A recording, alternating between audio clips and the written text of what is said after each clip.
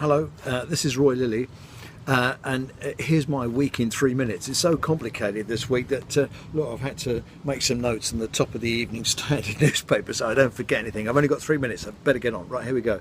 So Monday I did a private briefing for a company that sells into the NHS.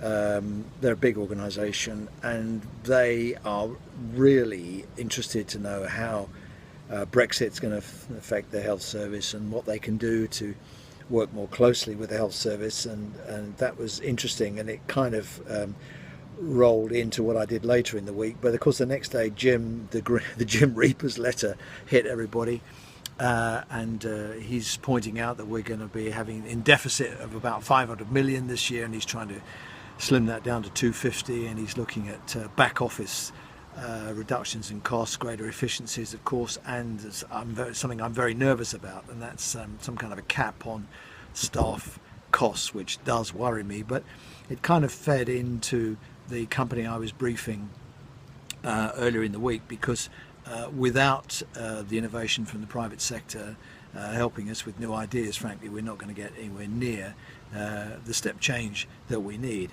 What happened then? Oh, then I went to Excel, to the Health and Care Show, big exhibition centre in London's Docklands, and I chaired some sessions there. I was with Lord Carter, who was going through the Carter review again, really saying what I've been saying, show people what good looks like and they'll do it, and benchmark for success.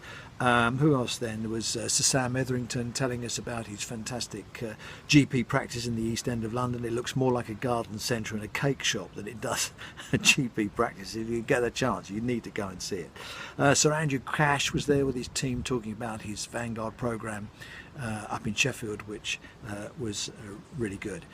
On the way home that night I reflected on that, and I wrote a bit about leadership and linked it into the mess that Boris Johnson and all the rest of them have got themselves into, and that fed in quite nicely to Friday when I spoke at a learning set about leadership and my experiences of leaders in the past.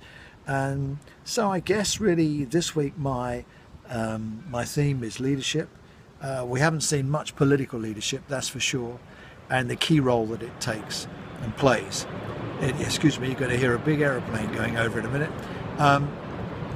It sounds like it's going to land actually in my hotel, but hopefully it won't. The key role that leadership plays in taking us forward. And you know, there's a little bit of a leader in all of us. The boss doesn't have to be the leader. Anyway, so I guess these are themes we're going to pick up on. And of course, stop press news right at the end of the day was that George Osborne is abandoning his austerity plans. I've been banging on about he's not going to try and balance the books by 2020 or get a surplus, which will of course extend the period of austerity in one way, but on the other hand it might take the pressure off the health service. So that was my week. Lots to think about over the weekend. Hope you have a good weekend, and I look forward to seeing you next week.